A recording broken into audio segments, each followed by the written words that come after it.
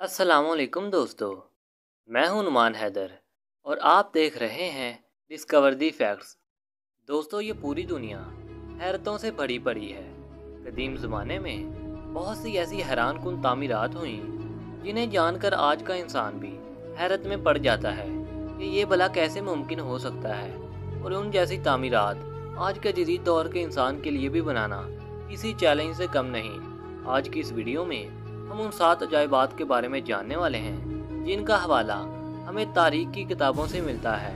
बहुत से लोगों ने कदीम ज़माने के उन 7 अजायबात के बारे में सुन रखा है, लेकिन उनकी तफसीलात बहुत कम लोग ही जानते हैं। ज़माने कदीम के इन 7 अजायबात में हरम खुफू, बाबल के मोहल्लक बागात, रोडस का मुजस्मा, ज़ेबस का मुजस्मा, सिकंदरिया का रोशन मीनार, मसूलस का मज़ार और आर्तीमस का टेम्पल शामिल है। इन 7 अजायबात की फहरिस्त आज से 2000 साल कबल यानी कबल अज़ मसीह के दौर में मशहूर और मुस्तनद यूनानी मौरखीन ने दर्ज की थी। ज़माना कदीम की अजीम अजायबात आलम में सबसे पहले नंबर पर अहराम खुफू का नाम आता है, जिसे आज से तकरीबन 2500 से 3000 कबल मसीह में तामीर किया गया था। 3800 साल तक खुफू अहराम पर दुनिया की सबसे बुलंद तरीन इमारत का ताज रहा। इसे गीज़ा के मुकाम पर तामीर किया गया था, जहां अब काहरा मौजूद है।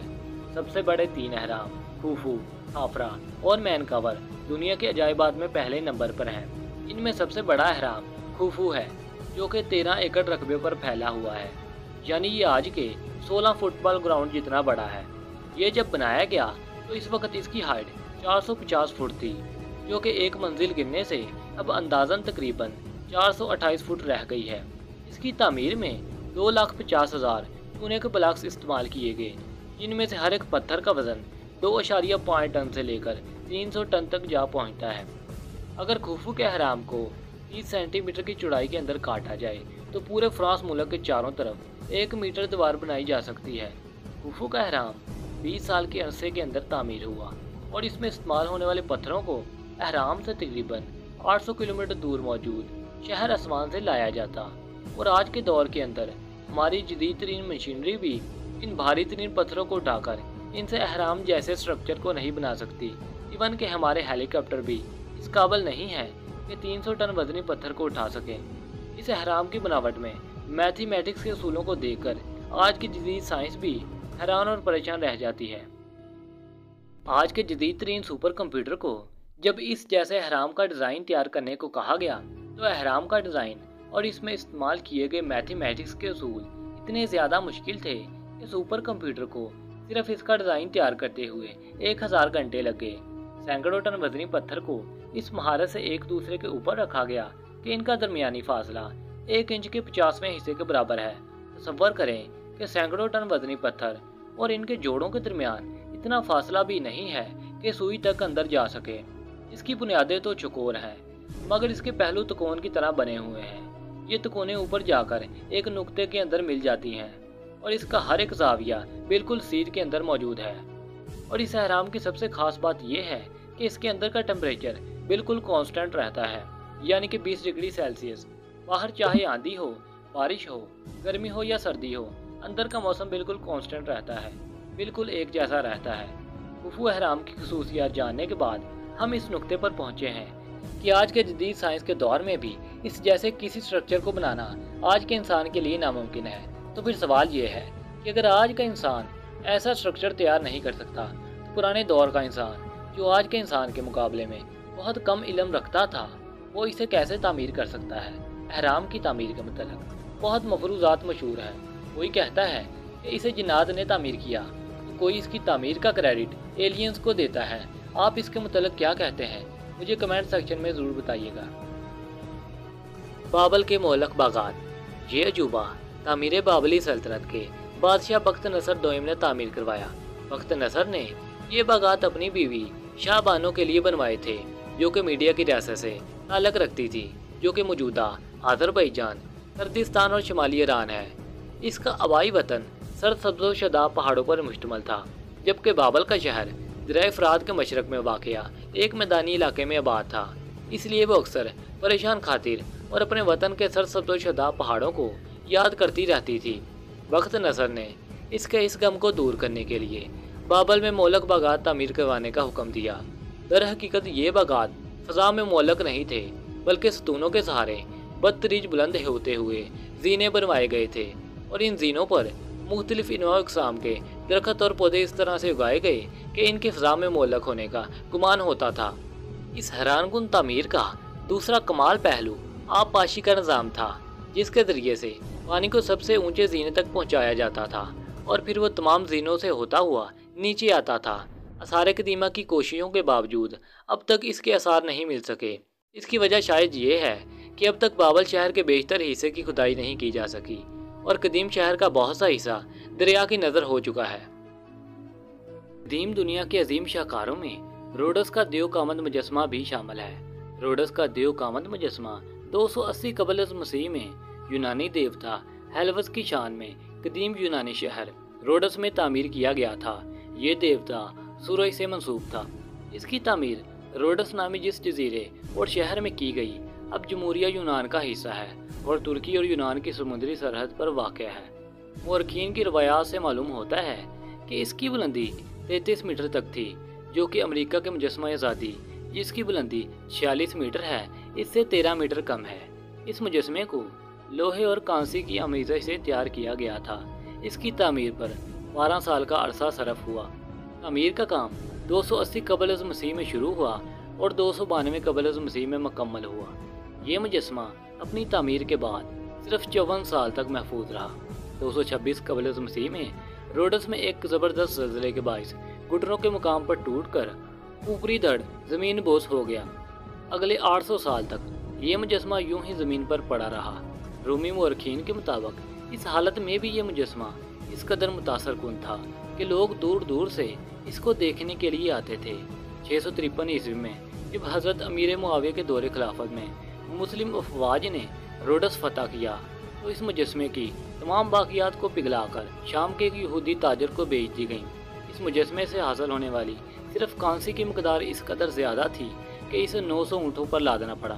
اس طرح مجسمے کا وجود مکمل طور پر صفحہ ہستی سے مٹ گیا۔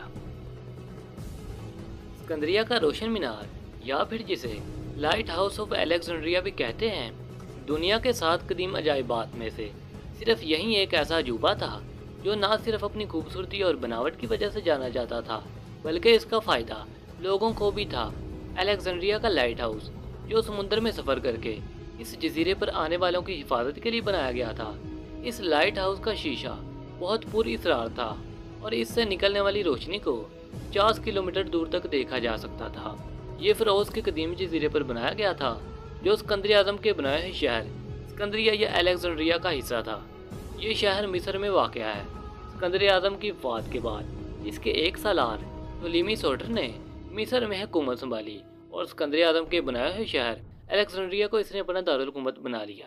اس شہر کے ساحلی کنارے پر ایک جزیرہ فیروز تھا اور اس جزیرے کو یہ نام فرعون بادشاہ کے نام پر دیا گیا تھا۔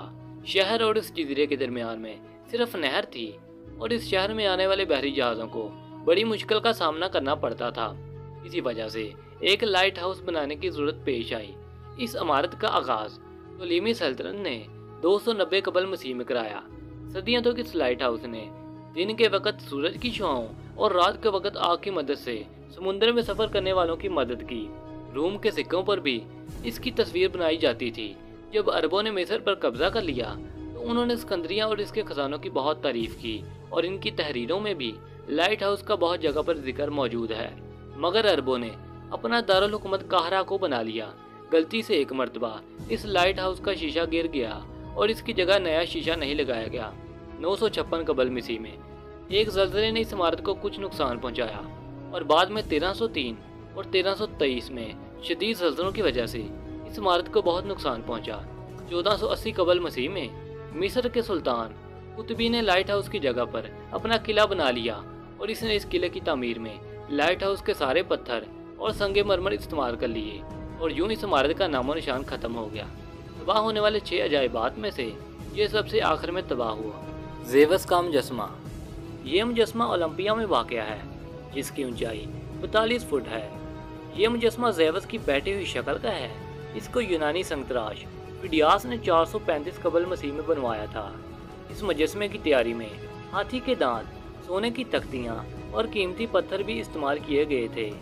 ये मुजस्मा यूनानी देवता ज़ेवस की नुमाइंदगी करता है और इसको 5वीं सदी तक कदीम दुनिया के 7 अजायबात आलम में एक तस्वर किया जाता था। 5वीं सदी में ये निस्तो नाबूद हो गया। एक रवायत के मुताबिक ओलंपस पहाड़ी पर फिडियास ने ज़ेवस से मुलाकात की, जिससे मुतासर होकर फिडियास ने ये मुजस्मा बनवाया।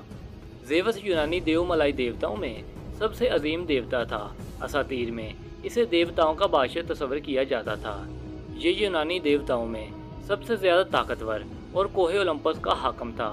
उनके मुताबिक इसके कब्ज़े में दीगर क़ुव्वतें थीं, जिनमें सर फैसल, तूफ़ान और आसमानी बिजली थी।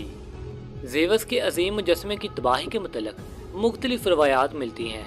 एक रवायत के मुताबिक बाज़ंतीनी दौर में इस मुजस्मे को कुस्तुनतुनिया, जो आज का इस्तांबुल है, इसमें मुंतकिल कर दिया गया और वहीं 475 ईस्वी में आतिश ज़दगी के नतीजे में ये तबाह हो गया।